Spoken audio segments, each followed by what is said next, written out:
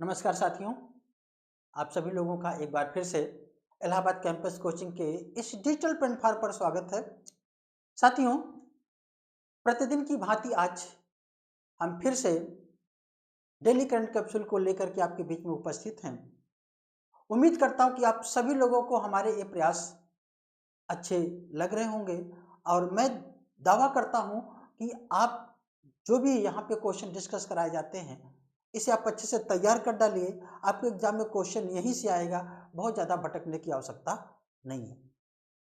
साथियों, तो हम लोग जो है देखते हैं आज का पहला क्वेश्चन। ये रहा आपके सामने। अभी हाल ही में भारत में आयोजित आईसीसी महिला क्रिकेट वर्ल्ड कप 2025 का खिताब किसने जीता है? ध्यान रखिएगा, अभी 2 दिन पहले आप लोगों ने देखा होगा, इसका जश्न पूरे देश में मनाया जा रहा था, सभी लोग स्टेटस लगा रहे थे, ठीक है ना। तो भारत में आयोजित आईसीसी महिला क्रिकेट वर्ल्ड कप 2025 को किसने जीता है, ठीक है ना। तो बहुत से लोगों को इसका आंसर मालूम होगा कि कौन जीता है। इंडिया ने जीता है। किसने जीता है? इंडिया ने। ध्यान रखिएगा, भारत ने इस वर्ल्ड कप को जीता है। किसको हरा करके? दक्षिण अफ्रीका को हरा करके जीता है। और ध्यान रखें, ये हमारे देखिए ये देश के हमारे वे खिलाड़ी जो देश के इस अवसर को काफ़ी अच्छे से सेलिब्रेट कर रहे हैं और देश का जो सीना है वो गौरव से चौड़ा हुआ है, ठीक है ना। तो इसके लिए ये लोग बधाई के पात्र हैं। और इसके बारे में चलिए हम लोग थोड़ा सा कुछ और भी पॉइंट को देख लेते हैं। क्या देखना है कि ये जो क्रिकेट वर्ल्ड कप का आयोजन किया गया है ना, ये महिला क्रिकेट, भारत में जो महिला क्रिकेट वर्ल्ड का आयोजन किया गया तो कहाँ पे किया गया है? डॉक्टर DY पाटिल स्पोर्ट अकादमी। तो डॉक्टर कहाँ पे किया गया है कभी पूछा जा सकता है, तो डॉक्टर DY पाटिल स्पोर्ट अकादमी में किया गया है। ये पड़ता कहाँ पे है? तो महाराष्ट्र के नवी मुंबई में। कहाँ पे? नवी मुंबई में ये स्थित है ना।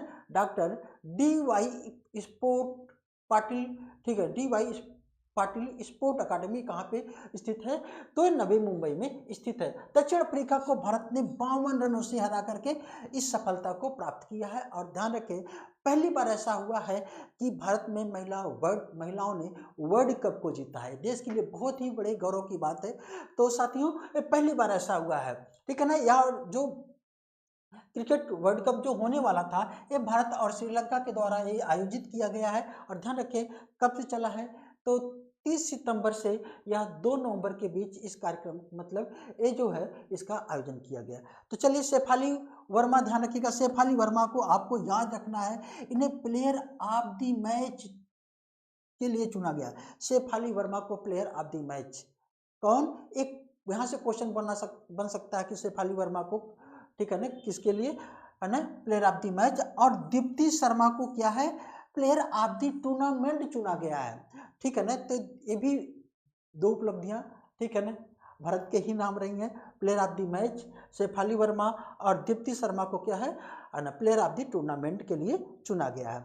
चलिए साथियों, ये देखिए, इन लोगों के बारे में हम लोग अभी देख रहे थे। चलिए इसको हम देखें तो ये जो आईसीसी वर्ल्ड कप था, ये क्या था? ये जो है ये अपने का संस्करण का 13वां वर्ल्ड कप था। ध्यान रखिएगा। और इसमें और भी क्या जो है आपको महत्वपूर्ण ध्यान में रखना है, ध्यान में ये रखना है कि भारतीय क्रिकेट टीम की कैप्टन कौन थी? कैप्टन ध्यान रखिएगा, कैप्टन हरमनप्रीत कौर थी। कौन थी? हरमनप्रीत कौर को भी आपको ध्यान में रखना है। और दक्षिण अफ्रीका टीम की कैप्टन कौन थी? तो बुलवाइट, लौरा बुलवाइट, ठीक है ना, जो उप विजेता टीम रही है, ठीक है ना, उसकी कैप्टन जो है लौरा बुलवाइट थी। चलिए, तो साथियों, अगला रहा जो इसके बारे में और 2-3 पॉइंट और भी देख सकते हैं। इस कार्यक्रम का पहली बार आयोजन किया, ठीक है ना, आज के 52 साल पहले 1973 में हुआ था। और भारत तब उस समय इसमें हिस्सा नहीं लिया था, ठीक है ना, इसमें हिस्सा भारत ने नहीं लिया था। 1978 में पहली बार, ध्यान रखिएगा, इंडिया वुमेन्स ने, ठीक है ना, इसमें हिस्सा लेना प्रारंभ किया। तो ध्यान रखिएगा। चलिए अगला क्वेश्चन हम लोग देखते हैं। ये रहा आपके सामने, है ना, बहुत अच्छा क्वेश्चन है, ठीक है ना। और आपके एग्जाम में ध्यान रखिएगा, कभी ना कभी क्वेश्चन पूछा ही जाएगा यहाँ से। इस क्वेश्चन को एकदम से मैं कह रहा हूँ कि नोट कर लीजिए, ठीक है ना। जितने भी क्वेश्चन यहाँ पे कराए जाएंगे सब आपके एग्जाम के पॉइंट ऑफ व्यू से बहुत ही महत्वपूर्ण है। साथियों, एक चीज़ें आप लोगों को बताना चाहेंगे कि क्वेश्चन को कराने से पहले कि अभी हम लोग जो है IAS PCS और अदर स्टेट जो PCS का जो एग्जाम होता है उसके लिए जो है एक बैच लेकर के आए हुए हैं जो सुबह 8 बजे से प्रारंभ होता है, सुबह 8 बजे से, ठीक है ना, उस बैच प्रारंभ होता है। और ध्यान रखें इस बैच में हम लोगों ने बहुत एक अच्छी टीम के साथ इसकी शुरुआत की है और इसमें आपकी सफलता सुनिश्चित है, आपकी सफलता सुनिश्चित है। तो हर जो है स्टेट एग्जाम को ध्यान में रखते हुए, ठीक है ना, और यूपीएससी को फोकस करते हुए, यूपीपीसीएस को फोकस करते हुए इस बैच को प्रारंभ किया जा रहा है। फीस बहुत ही अफोर्डेबल है, मात्र जो है 4,999 रुपये, ठीक है ना, 5,000 भी नहीं है। और ध्यान रखेंगे कि इंडिया का सबसे सस्ता जो है और सबसे बेस्ट, सस्ता और बेस्ट दोनों हम कह सकते हैं, ये जो है आपको ये बैच उपलब्ध कराया जा रहा है। तो साथियों इस बैच को जो है लेना ना भूलें और जल्दी से जल्दी इसको बैच को ले लें, क्योंकि इसमें जो सीटों की संख्या है वो सीमित है और ये ऑफर भी बहुत सीमित समय के लिए ही है। तो जल्दी से जल्दी आप लोग इसमें इनरोल हो जाए। सुबह का ये जो 8 बजे का बैच ये शुरू हो चुका है आज से। चलिए अगला क्वेश्चन हम लोग देखते हैं। अभी हाल ही में केंद्र सरकार के द्वारा 8वें वेतन आयोग के अध्यक्ष किसे नियुक्त किया गया है? तो इसका सही आंसर होगा रंजना देसाई को। किसको? रंजना देसाई। रंजना देसाई, ध्यान रखिएगा, ये 8वें वेतन आयोग की क्या बनाई गई हैं? अध्यक्ष बनाई गई हैं। चलिए साथियों इनके संदर्भ में थोड़ा सा कुछ और भी बातें कर लेते हैं। ये रंजना देसाई जी हैं, ठीक है ना, जो 8वें वेतन आयोग की क्या है? अध्यक्षा जो है बनाई गई हैं। चलिए सर्वोच्च न्यायालय, इनके बारे में थोड़ा सा पॉइंट देख लेते हैं, क्या देखना है। सर्वोच्च न्यायालय के पूर्व न्यायाधीश रंजना प्रकाश देसाई आयोग की क्या है? नियुक्त किया गया है। एक क्या है, पहले क्या थी? एक सुप्रीम कोर्ट के पूर्व न्यायाधीश थी। रंजना प्रकाश देसाई 2011 से में सुप्रीम कोर्ट, 2022 तक थी सुप्रीम कोर्ट में, ध्यान रखिएगा 2011 से 22 तक में प्रेस काउंसिल ऑफ इंडिया की भी अध्यक्ष रही हैं। चलिए भारत सरकार ने इन्हें 8वें वेतन आयोग के लिए चुना है और इसकी संस्तुति भारत सरकार ने दे दी है। चलिए अगर हम इसके बारे में और भी बात कर लें तो ये जो 8वां वेतन आयोग है, इससे पहले भी हमारे देश में 7 वेतन आयोग गठित किए जा चुके हैं और ये 7 वेतन आयोग भारत सरकार समय समय पर क्या करती है? गठित करती है। और देश का पहला वेतन आयोग जो गठित किया गया था वह 1946 में, देश का पहला वेतन आयोग 1946 में। और प्रथम वेतन आयोग के अध्यक्ष कौन थे? गौरव सर आर्यन मजूमदार थे। आर्यन मजूमदार को याद रखिएगा, ठीक है ना, इसको। चलिए इसका उद्देश्य क्या है? इसका उद्देश्य होता है केंद्र सरकार के कर्मचारियों और को न्याय संगत वेतन सुनिश्चित करना। समय समय पर जो महंगाई वगैरह जो बढ़ते हैं, ठीक है ना, आवश्यकताएं जो होती हैं, तो केंद्र सरकार के कर्मचारियों को क्या करना है? एक जो है अच्छा सा वेतन, ठीक है ना, जो न्याय संगत वेतन हो उनको जो है सुझाव देना है कि कितना होना चाहिए। चलिए आगे देख लेते हैं। ये अगला क्वेश्चन रहा आपके सामने। अभी हाल ही में रॉब जेटन किस देश के प्रधानमंत्री बने हैं? रॉब जेटन किस देश के प्रधानमंत्री हैं जो विश्व के पहले समलैंगिक प्रधानमंत्री हैं? है ना, रॉब जेटन, ध्यान रखिएगा, ये सही आंसर होगा नीदरलैंड। ये नीदरलैंड के क्या बनाए गए हैं? एक प्रधानमंत्री बनाए गए हैं जो विश्व के पहले जो है समलैंगिक प्रधानमंत्री हैं। साथियों इनके बारे में थोड़ा सा हम देख लेते हैं, ठीक है ना। और सबसे पहले देखेंगे नीदरलैंड की जो राजधानी है वो कहाँ है? एम्स्टर्डम में है, इसकी राजधानी कैपिटल है। प्रधानमंत्री जॉब रॉब जेटन ही है। मुद्रा यहाँ पे यूरो चलती है। पड़ोसी देश जर्मनी और बेल्जियम है, ठीक है ना। 38 वर्ष की उम्र में इन्होंने एक प्रधानमंत्री यहाँ पे बने हैं। और सबसे बड़ी बात ध्यान रखें कि ये क्या है, ये बहुत कम समय में, बहुत कम समय में 2017 में इन्होंने राजनीति की शुरुआत किए थे। 2017 में राजनीति की शुरुआत किए थे और आप देख रहे हैं 2025 में क्या बन गए हैं? ये प्रधानमंत्री बन गए हैं। इनका जन्म 1987 में हुआ है, ठीक है ना। और किस पार्टी से हैं? तो डेमोक्रेटिक पार्टी से। किससे है? डेमोक्रेटिक पार्टी से। इसको भी आपको ध्यान में रखना है। और ये 2022 से 2024 तक जलवायु और ऊर्जा मंत्री भी रहे हैं।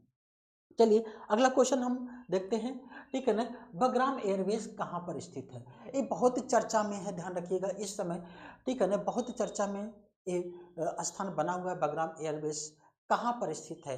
तो चलिए यहाँ पे पाकिस्तान, ईरान, अफगानिस्तान, कजाकिस्तान। तो साथियों बगराम जो एयरबेस है वो अफगानिस्तान में स्थित है। कहाँ पर स्थित है? अफगानिस्तान में। चलिए बगराम एयरबेस ये आजकल चर्चाओं में क्यों है, इसको लेकर के थोड़ा सा हम लोग बात करेंगे। बगराम एयरबेस, ध्यान रखिएगा, जहाँ पर अभी अमेरिका ने कहा है कि बगराम एयरबेस यह हमारे अधिकार क्षेत्र में होना चाहिए, इस पे हमें रहना है। अच्छा, तो रहना है इसका क्या मतलब है?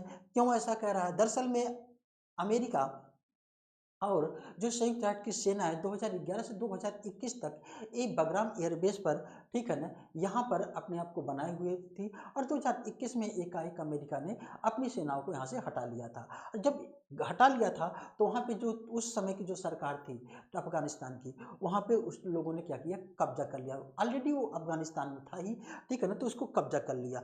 और आज ध्यान रखें, अफगानिस्तान और भारत के जो ये रिश्ते हैं जो मधुर होते जा रहे हैं और भारत के लिए एक बहुत बड़ा अवसर जो दिखाई दे रहा है, तो उसको कहीं न कहीं पे अमेरिका लेकर के अपने आप को तनाव में महसूस कर रहा है। इसीलिए तो आए दिन अमेरिका क्या कर रहा है, भारत को कभी व्यापार के बहाने, ठीक है ना, तो कभी ईरान के बहाने, तो कभी अफगानिस्तान के इस एयरबेस के बहाने भारत को घेरने की कोशिश कर रहा है। और भारत है कि झुकता नहीं, भारत है कि झुकता नहीं। आज भारत की एकदम स्थितियां बदल चुकी हैं।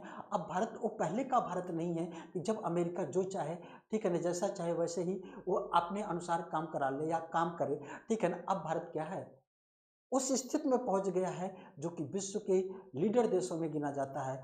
और ये अमेरिकी राष्ट्रपति डोनाल्ड ट्रंप साहब की जो है, उनकी इस ऐसे उलूल जुलूल स्टेटमेंट की वजह से उनकी साख पर कहीं न कहीं पे जो है दिन प्रतिदिन इमेज ही उनकी खराब हो रही है। उनको इस बात को समझना चाहिए। और भारत जैसे एक ऐसे प्रतिष्ठित देश के लिए, ठीक है ना, और वो ऐसी बातें जो मन में भाव में रखते हैं और इस तरीके की एक्टिव जो है एक्शन लेते हैं, ऐसी बातें करते हैं, तो ये भारत ही नहीं पूरे विश्व में ये बातें पचती नहीं है। तो साथियों, बहरहाल चलिए, उनकी मर्जी, उनकी बातें, वो जो करना चाहें वो अपना करें। हम लोग, भारत कभी भी वहाँ से हटने का नाम नहीं लेगा। भारत अपनी जो है पैर मजबूती के साथ वहाँ पे जमाए हुए है। और वहाँ की जो सरकार है, तालिबान की जो सरकार है, वो भी भारत के साथ खड़ी हुई है। और वहाँ पे ध्यान रखें, जब अमेरिका वहाँ से जाता है तो भारत बहुत जो है वहाँ पे मानवीय सहायता, स्वास्थ्य जो है सुविधाओं के लिए वहाँ पे बहुत काम करता है भारत, ठीक है ना। तो ये जो है इस चीज़ को लेकर के जो है भारत के पड़ोसी देशों में, ठीक है ना, आप तो जानते ही हैं, हमारा चीन, अ, पाकिस्तान, इन सब चीज़ों को जो है देख करके वे लोग भी इस चीज़ से जो है क्या है, थोड़ा सा असहज महसूस अपने आप को करते हैं। यद्यपि होना नहीं चाहिए, क्योंकि भारत एक शांतिप्रिय देश है, ठीक है ना। अगर आप कुछ करेंगे तो फिर हम कुछ करने से पीछे नहीं हटेंगे, तो ध्यान रखिएगा। चलिए आगे हम लोग देखते हैं। अगला क्वेश्चन ये रहा आपके सामने, देश का 94वां जो है रामसर स्थल किसे घोषित किया गया है। 94वां जो है रामसर स्थल किसे घोषित किया गया है, इसको आपको ध्यान में रखना है ना। ये जो है ध्यान रखें साथियों, इसका सही आंसर होगा गोगा बिल झील को। गोगा बिल झील को जो है देश का 94वां रामसर स्थल घोषित किया गया है। ये गोगा बिल झील कहाँ पर है, इसके बारे में थोड़ा सा हम लोग बातें कर लेते हैं। गोगा बिल जो झील है, ये ध्यान रखिएगा बिहार के कटिहार जिले में, ठीक है ना, और ये स्थित है। और इसके जो क्या करता है, इसकी जो सिचुएशन है, जो इस तरीके की स्थित है, तो एक बैल धनुष के आकार की आकृति ये बनाता है, ठीक है ना, बैल धनुष की आकार की आकृति बनाता है। और ध्यान रखिएगा, ये जो है राष्ट्रीय राजमार्ग संख्या 31 से लगभग 40 किलोमीटर उत्तर पूर्व में ये जो है झील स्थित है। और यहाँ का जो निकटतम हवाई अड्डा है वह क्या है, बागडोगरा।